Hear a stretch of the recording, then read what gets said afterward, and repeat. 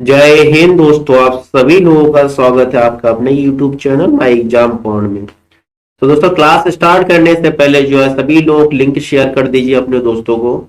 दोस्तों, आज हमारा प्रैक्टिस सेट का क्लास नंबर 9 होगा। इससे पहले क्लास 8 तक हो चुका है, जिसका लिंक दोस्तों आपको डिस्क्रिप्शन में मिल जाएगा। प्ले लिस्ट बना हुआ प्रैक्टिस सेट का। चलिए स्टार्ट करते हैं। आज का क्लास है। पहला क्वेश्चन आपके सामने क्या है, किस विश्व विरासत स्थल को यमुना नदी के दाहिने किनारे पर बनाया गया। ठीक है, कौन से विश्व विरासत स्थल ऐसा है जिसको जो है यमुना नदी के दाहिने किनारे पर बनाया गया। ताजमहल, हवा महल, माइको मकबरा या महाबोधि मंदिर परिसर। बताइए आंसर क्या होगा। देखिए दोस्तों, सभी लोग कमेंट करते रहिए। ठीक है, ये आपके प्रैक्टिस सेट है तो आप एनालाइज कर सकते हो आपके जो है प्रिपरेशन इस टाइम किस लेवल तक का है। ठीक है, तो बताइए आंसर कमेंट करिए। आंसर आपका क्या होगा दोस्तों। आंसर होगा आपका ऑप्शन नंबर ये, ताजमहल। क्या होगा, ताजमहल जो है यमुना नदी के दाहिने किनारे पर स्थित है, जो कि एक विश्व विरासत स्थल है। ठीक है, क्लियर है ना आप लोगों को। ताजमहल किसने बनाया था दोस्तों, शाहजहां ने बनाया था। चलिए नेक्स्ट क्वेश्चन देखते हैं। नेक्स्ट क्वेश्चन आपका 22 नंबर।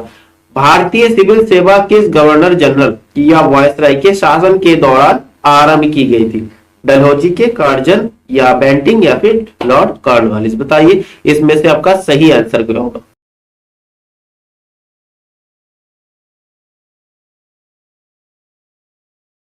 देखिए दोस्तों, भारतीय सिविल सेवा के जन्मदाता, भारतीय सिविल सेवा के अगर जन्मदाता की बात करें तो आपका आंसर होगा लॉर्ड कॉर्नवालिस। क्या होगा दोस्तों, लॉर्ड कॉर्नवालिस। इन्हीं को भारतीय पुलिस सेवा का जन्मदाता भी कहा जाता है। क्या कहा जाता है, भारतीय पुलिस सेवा, पुलिस सेवा का जन्मदाता भी कहा जाता है। ठीक है, देखिए सिविल सेवा परीक्षा जो है सर्वप्रथम लॉर्ड कॉर्नवालिस ने 1853 में स्टार्ट किया था। 1853 में स्टार्ट किया था। ये परीक्षा जो है उस टाइम इंग्लैंड में हुआ करता था। कहां दोस्तों, इंग्लैंड में हुआ करता था। ठीक है, और ये एग्जाम जो है 1863 में सर्वप्रथम भारतीयों में सत्येंद्र नाथ, कौन, सत्येंद्र नाथ टैगोर सर्वप्रथम इस एग्जाम में सफल होने वाले भारतीय बने। ठीक है, देखिए लॉर्ड कॉर्नवालिस का एक तो सिविल सेवा के जन्मदाता के रूप में जाना जाता है, एक दूसरा पुलिस सेवा के जन्मदाता के रूप में, तीसरा इनका होता है स्थायी बंदोबस्त, स्थायी बंदोबस्त के लिए भी जाना जाता है। ठीक है, ये सारे पॉइंट क्लियर। आपके इसमें जो है डलहौजी से भी एक क्वेश्चन बता, डलहौजी का जो राज्य हड़प नीति, राज्य हड़प नीति, ठीक है, जो 1857 क्रांति का मुख्य कारण बना।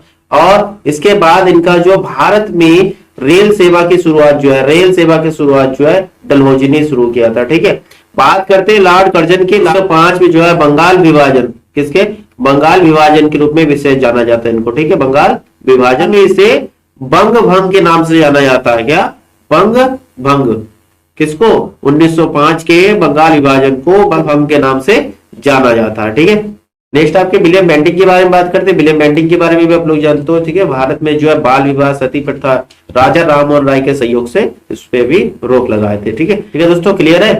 तो देखिए एक बात कहा जाता है, लक्ष्य को पाने की चिंगारी रखो सीने में, लक्ष्य को पाने की चिंगारी रखो सीने में, संघर्ष से मत डरो तभी मजा है जीने में, इतनी शिद्दत से मशगूल हो जाओ कि लक्ष्य भी बेताब उठे तुम्हें चूमने के लिए। ये दोस्तों बिल्कुल संघर्ष से मत डरिए, बिल्कुल संघर्ष से मत डरिए, तभी जो है आप अपने लक्ष्य को प्राप्त कर सकते हो। ठीक है ना, एसएससी जीडी का आपका जो लक्ष्य है, आपका जो सपना है, वो जरूर पूरा होगा एक दिन, अगर आप संघर्ष करते रहेंगे। ठीक है, संघर्ष करते रहिए। और डेली आपकी प्रैक्टिस सेट का क्लास हो रहा है तो क्लास जरूर ज्वाइन करिए और घर बैठे हुए प्रैक्टिस सेट लगाए, और साथ ही साथ घर बैठे मैक्सिमम टाइम आप सेल्फ स्टडी में लगाइए। ठीक है, चलिए नेक्स्ट क्वेश्चन देखते हैं। नेक्स्ट क्वेश्चन आपका 23 नंबर 23 नंबर क्वेश्चन क्या है, जैनियों द्वारा अपने पवित्र ग्रंथों के लिए सामूहिक रूप से किस शब्द का प्रयोग किया जाता है।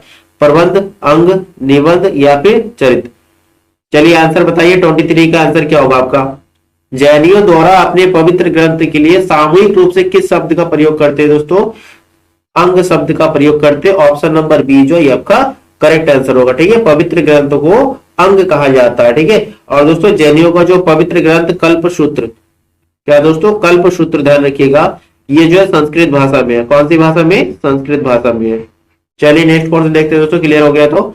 नेक्स्ट क्वेश्चन आपका 24 नंबर 24 का आंसर बताइए, किस भारतीय शासक ने इबन बतूता को काजी, ठीक है, किस भारतीय शासक ने इबन बतूता को काजी या दिल्ली का न्यायाधीश नियुक्त किया था, दिल्ली का न्यायाधीश नियुक्त किया था? आपके पास ऑप्शन है मोहम्मद बिन तुगलक, बहादुर शाह, शाहजहां ए आलम या फिर हुमायूं। चलिए आंसर कमेंट करिए, आंसर क्या होगा आपके?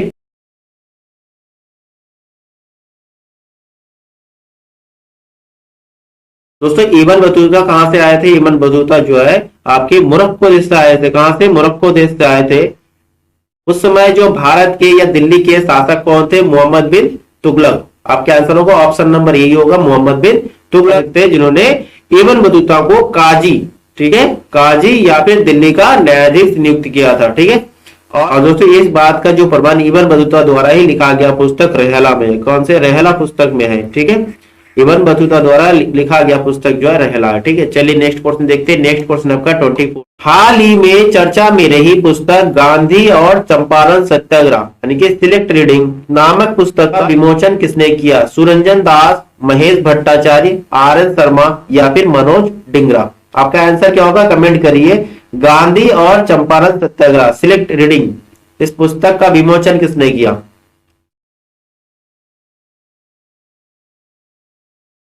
तो दोस्तों इसका आपका आंसर होगा ऑप्शन नंबर ए, सुरंजन दास ने जो इस पुस्तक का विमोचन किया था। चलिए नेक्स्ट क्वेश्चन देखते हैं। नेक्स्ट क्वेश्चन आपका 26 नंबर। निम्नलिखित में से किससे मौलिक कर्तव्यों को अपनाया गया? फ्रांसीसी संविधान से, भारतीय संविधान से, स्पेनिश संविधान से या यूएसएसआर संविधान यानी कि सोवियत संघ रूस के संविधान। बताइए आपका आंसर क्या होगा? मौलिक कर्तव्य, मौलिक कर्तव्य को भारतीय संविधान में जोड़ा गया। किससे दोस्तों? फ्रांसीसी संविधान से, भारतीय संविधान 1935 से या फिर आपके स्पेनिश संविधान से या यूएसएसआर से।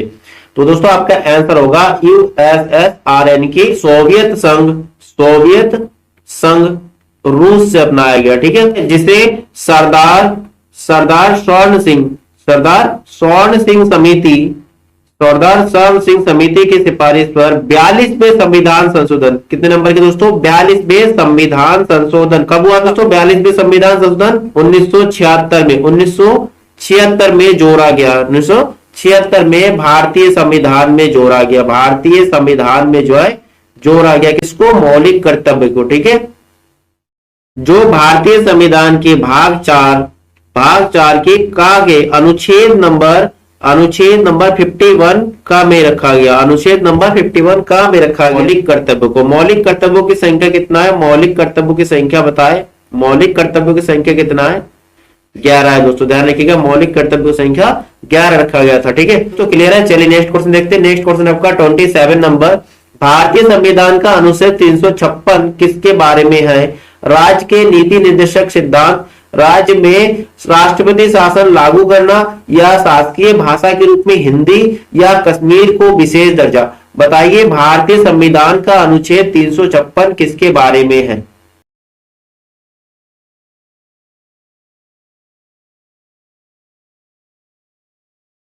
देखिए दोस्तों ध्यान रखिएगा, संविधान के भाग 18, संविधान के भाग 18 में, भाग 18 के अनुच्छेद 352 से लेकर 360 तक, 352 से लेकर 360 तक आपातकालीन उपबंध सम्मिलित है। तो इसमें जो है 356 की बात करते हैं। 356 जो है राष्ट्रपति शासन से संबंधित है। किससे? राष्ट्रपति संबंध, राज्य में राष्ट्रपति शासन लागू करना। ठीक है, इसमें एक क्वेश्चन आपका देखिए, राज्य के नीति निर्देशक तत्व किस देश से जोड़ा गया? आयरलैंड से जोड़ा गया। कहां से? आयरलैंड के संविधान से लिया गया राज्य के नीति निर्देशक तत्व। और दोस्तों शासकीय भाषा की बात करें, भाषा के रूप में हिंदी जो है अनुच्छेद 343 में संघ की भाषा राजभाषा हिंदी को घोषित किया गया था। ठीक है, कश्मीर को विशेष दर्जा, ये जो अभी इस आर्टिकल को हटा दिया गया, 370 में था, 370 में था आपके। ठीक है, क्लियर है दोस्तों। चलिए नेक्स्ट क्वेश्चन देखते हैं। नेक्स्ट क्वेश्चन आपका 28 नंबर। महासचिव राज्यसभा को सहायता प्रदान करता है। महासचिव जो है राज्यसभा को सहायता प्रदान करता है, जिसका पद किसके बराबर होता है? भारत सरकार के कैबिनेट मंत्री या फिर संसद के सदस्य के बराबर या फिर विधानमंडल के सदस्य के बराबर या फिर भारत सरकार के कैबिनेट सचिव के बराबर। बताइए महासचिव राज्यसभा को तो सहायता प्रदान करता है, सलाह देता है, लेकिन इनका पद जो है किनके पद के बराबर है? बताइए आंसर आपका क्या होगा? आंसर होगा दोस्तों आपका भारत सरकार के कैबिनेट सचिव। क्या होगा? भारत सरकार के कैबिनेट सचिव के बराबर जो है महासचिव का पद है। ठीक है, देखिए महासचिव की जो है नियुक्ति की बात करते हैं। नियुक्ति कौन करता है? नियुक्ति राज्यसभा के सभापति जी करते हैं। कौन करते हैं? राज्यसभा के सभापति जी नियुक्ति करते हैं महासचिव को। ठीक है दोस्तों, क्लियर है। चलिए नेक्स्ट पॉइंट देखते हैं। नेक्स्ट आपका क्वेश्चन नंबर 29, सबसे गर्म ग्रह का नाम बताइए। बुध, शुक्र, नेपच्यून या फिर मंगल।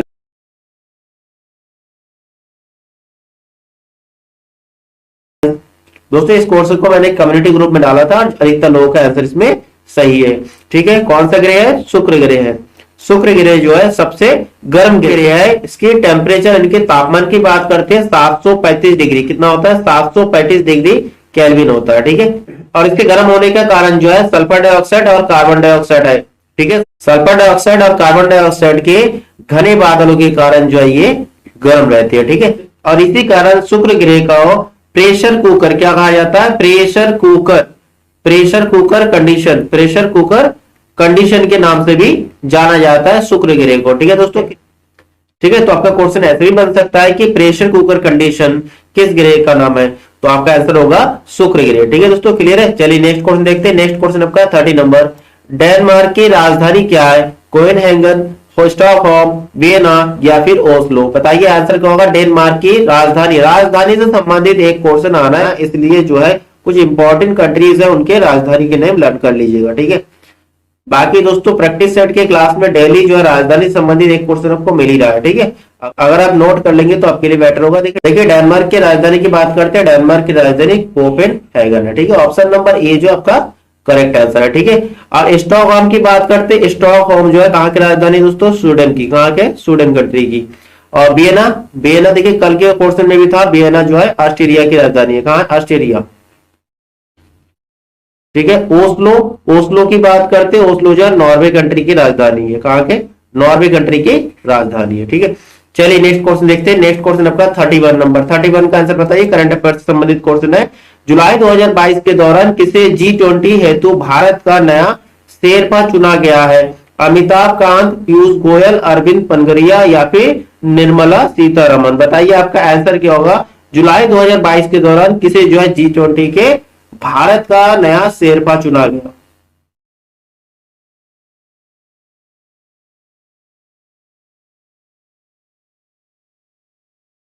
देखिए 10 और 11 जुलाई 2022 को 10 और 11 जुलाई 2022 को G20 सम्मेलन का आयोजन किया गया था। कहां किया गया था? इंडोनेशिया में। कहां दोस्तों? इंडोनेशिया में आयोजित किया गया था। ध्यान रखिएगा 2022 का G20 सम्मेलन कहां हुआ था? इंडोनेशिया में हुआ था। ठीक है, इंडोनेशिया कंट्री में हुआ था, जिसमें शेरपाओं का बैठक हुआ था। उसमें जो है भारत के शेरपा किसे चुना गया? अमिताभ कांत को, जो पीयूष गोयल का स्थान लिए थे। ठीक है, इससे पहले पीयूष गोयल जो G20 के शेरपा थे। ठीक है, चलिए नेक्स्ट क्वेश्चन देखते हैं। नेक्स्ट क्वेश्चन आपका 32 का आंसर बताइए। भौतिक राशि चुंबकीय क्षेत्र की तीव्रता। चुंबकीय क्षेत्र की तीव्रता की इकाई क्या है? जूल प्रति मीटर, न्यूटन प्रति मीटर, केल्विन प्रति मीटर या फिर एम्पियर प्रति मीटर। बताइए आंसर क्या होगा? चुंबकीय क्षेत्र की तीव्रता की इकाई यानी कि यूनिट बताना है आपको।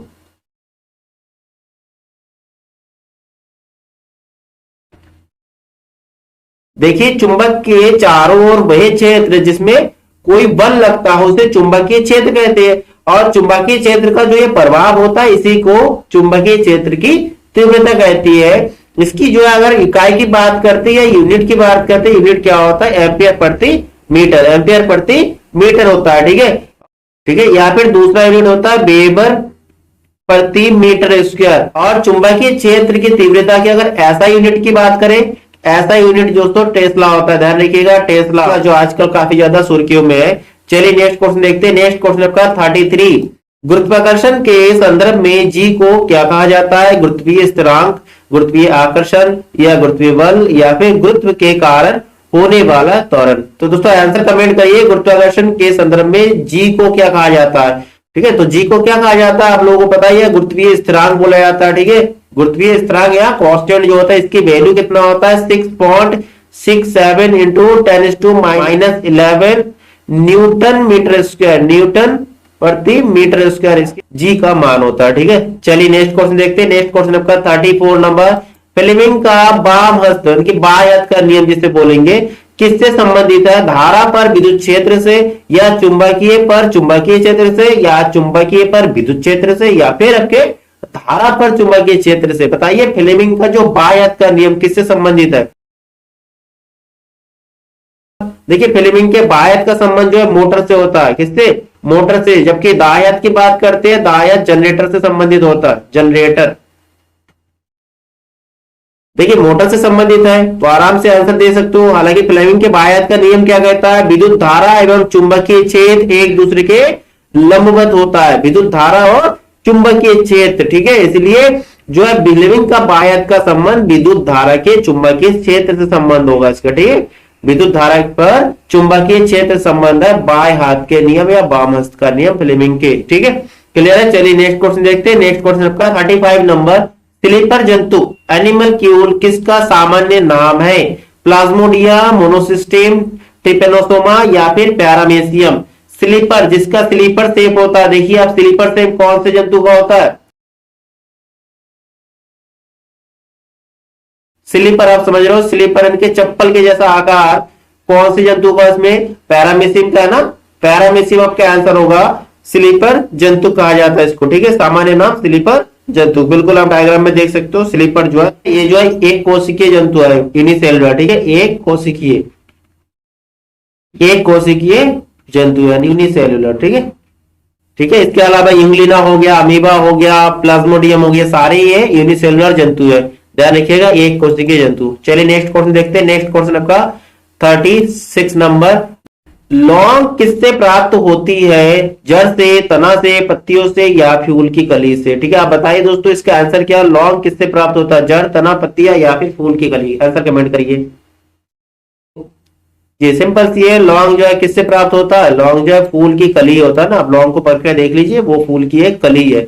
चलिए नेक्स्ट क्वेश्चन देख लीजिए। नेक्स्ट क्वेश्चन आपका 37, आर्थिक विकास का प्राचल निम्नलिखित में से कौन सा है? प्रति व्यक्ति मौद्रिक आय, राष्ट्रीय आय, प्रति व्यक्ति ग्रामीण आय या जनसंख्या? बताइए आपका आंसर क्या होगा? 37 नंबर का आंसर कमेंट करिए। देखिए आर्थिक विकास की बात किया तो इनकी देश के अगर प्रत्येक व्यक्ति का इनकम ज्यादा होगा तो आर्थिक विकास होगा, तो प्रति व्यक्ति मौद्रिक आय होगा। प्रति व्यक्ति मौद्रिक आय, ना कि राष्ट्रीय आय, ना कि प्रति व्यक्ति ग्रामीण आय। देखिए तो अलग कर दिया, ठीक है। आपका आंसर ऑप्शन नंबर ये प्रति व्यक्ति मौद्रिक आय आपका होगा, ठीक है। चलिए नेक्स्ट क्वेश्चन देखते हैं। नेक्स्ट क्वेश्चन आपका 38 नंबर, राष्ट्रीय खाद्य सुरक्षा अधिनियम के कार्यान्वयन के लिए राज्यों की रैंकिंग में शीर्ष राज्य कौन सा है? ठीक है, टॉप पर कौन सा राज्य है राष्ट्रीय खाद्य सुरक्षा अधिनियम के अंतर्गत? उड़ीसा है, आंध्र प्रदेश है, गुजरात है या उत्तर प्रदेश है? आंसर कमेंट करिए। 38 का आंसर क्या होगा? देखिए राष्ट्रीय खाद्य सुरक्षा अधिनियम के रैंकिंग में जो सामान्य श्रेणी जो है उसमें राज्यों की सूची में जो फर्स्ट में उड़ीसा है। फर्स्ट में उड़ीसा, सेकंड नंबर पे उत्तर प्रदेश। फर्स्ट नंबर पे उड़ीसा हो गया, सेकंड नंबर के आपके उत्तर प्रदेश है, और तीसरे नंबर पे जो है हिमाचल प्रदेश। तीसरे में कौन है? तीसरे में हिमाचल प्रदेश, ध्यान रखिएगा, ठीक है। तीसरे में हिमाचल प्रदेश, फर्स्ट सेकंड जरूर ध्यान रखिएगा। चलिए नेक्स्ट क्वेश्चन देखते हैं। नेक्स्ट क्वेश्चन आपका 39 का आंसर बताइए। हाल ही किस राज्य सरकार द्वारा काशी यात्रा योजना की शुरुआत की गई? आसाम, कर्नाटक, ओडिशा या फिर गुजरात? चलिए आंसर कमेंट करिए, ठीक है। आंसर कमेंट करने में पीछे मत रहिए दोस्तों, आंसर कमेंट करते रहिए। काशी यात्रा योजना जो है दोस्तों कहां से शुरू किया गया? कर्नाटक राज्य से शुरू किया गया। कर्नाटक राज्य से जो है काशी यात्रा योजना शुरू किया गया, जिसमें उत्तर प्रदेश के काशी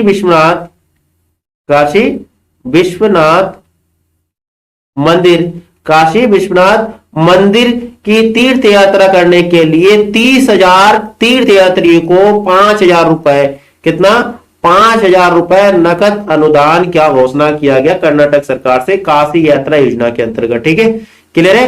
चलिए नेक्स्ट क्वेश्चन देखते हैं। नेक्स्ट क्वेश्चन आपका 40 नंबर का आंसर बताइए। हाल ही में चर्चा में रही पुस्तक द माउंटेन इज कॉलिंग अंतरराष्ट्रीय पैनोरमा गोल्डन अवार्ड जीता ये पुस्तक, ठीक है। यह किसके पुस्तक है? केबी रघुपति, रघुराम राजन, आर के जोशी या राजकुमार वर्मा? आंसर कमेंट करिए आप। आंसर कमेंट कर देखिए, यहाँ पर आपके पहले ही एक क्वेश्चन क्लियर हो गया। अंतरराष्ट्रीय पैनोरमा गोल्डन अवार्ड कौन सी पुस्तक को दिया गया? द माउंटेन इज कॉलिंग, ठीक है। अब इसकी अगर राइटर की बात करते हैं, लेखक की बात करते हैं, तो आपका आंसर होगा केबी रघुपति। ठीक है, तो आपका आंसर हो गया ऑप्शन नंबर ए, के बी रघुपति। ठीक है दोस्तों, ये था आपके 20 क्वेश्चन का जीएस, जीके और करंट अफेयर्स के क्वेश्चन। तो आप कमेंट करिए कि आपका 20 आउट ऑफ कितना मार्क्स बने, 20 आउट ऑफ कितना मार्क्स बने। अगर 17 प्लस है तो बहुत अच्छा दोस्तों। ठीक है, और इससे नीचे है तो आप प्रैक्टिस में लग जाइए, थोड़ा मतलब हार्ड वर्क करने लग जाइए, थोड़ा ज्यादा टाइम स्टे करिए। ठीक है दोस्तों, फिर कल इस टाइम मिलते हैं क्लास में। तब तक के लिए दोस्तों जय हिंद एंड थैंक यू दोस्तों।